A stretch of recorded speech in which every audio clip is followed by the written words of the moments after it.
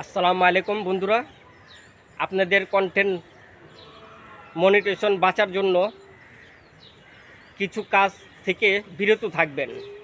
তাহলে আপনাদের content monetization থাকবে।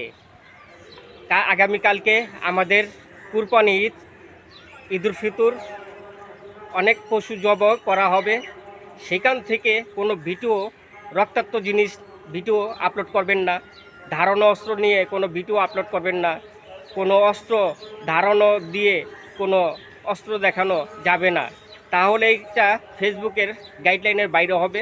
আপনারা যদি আপনাদের কন্টেন্ট মনিটাইজেশন বাঁচাতে চান তাহলে এইসব ভিডিও থেকে দূরে থাকবেন। আপনারা সুন্দরভাবে পরিচালনা করুন আপনাদের পেজটি বাঁচার জন্য। আমি আপনাদের পাশে ভিডিওটা নিয়ে আসছি। আপনাদের মনিটাইজেশনের যেন কোনো ক্ষতি না হয় সেই কারণে আমি আপনাদের পাশে ভিডিওটি নিয়ে আসছি আপনাদের জানানোর জন্য। আপনারা কোনো গাইডলাইনের বাইরে কোনো ভিডিও আপলোড করবেন না, এটা আমার অনুরোধ। আপনাদের ভালোর জন্য বলছি, আপনাদের কন্টেন্ট মনিটাইজেশনটা বাঁচার জন্য বলছি।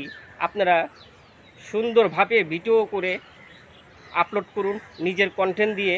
আমি যেভাবে ভিডিওটা আপলোড করেছি ঠিক সেইভাবে ভিডিওটি আপলোড করবেন, সেইভাবে ভিডিও সুন্দরভাবে করবেন। কোনো রক্তাক্ত জিনিস নিয়ে ভিডিও আপলোড করা যাবে না, সেটা ফেসবুকের গাইডলাইনের বাইরে।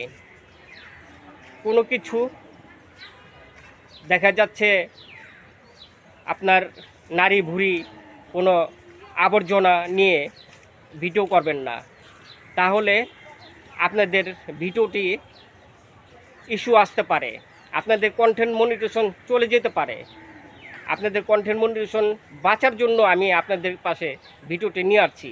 আপনারা আমার ভাই, আমাদের পাশে একসাথে কাজ করি, সবাই এক ফ্যামিলি হয়ে যেন কাজ করি। আমরা সবাই একসাথে মিলেই আমরা কাজ করতে চাই, আমাদের কারো যেন কোনো ক্ষতি না হয় সেই কারণে আমি আপনাদের পাশে ভিডিওটি নিয়ে আসছি।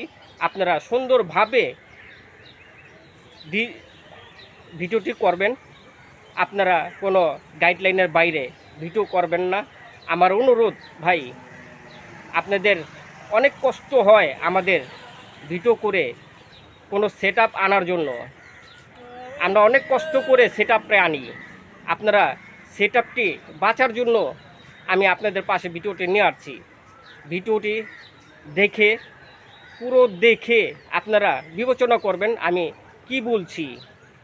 তাহলে আপনারা ভালো লাগলে আমার ভিডিওটি একটু শেয়ার করে আরও মানুষকে জানিয়ে দিবেন, দেখার জন্য সুযোগ করে দিবেন। আপনারা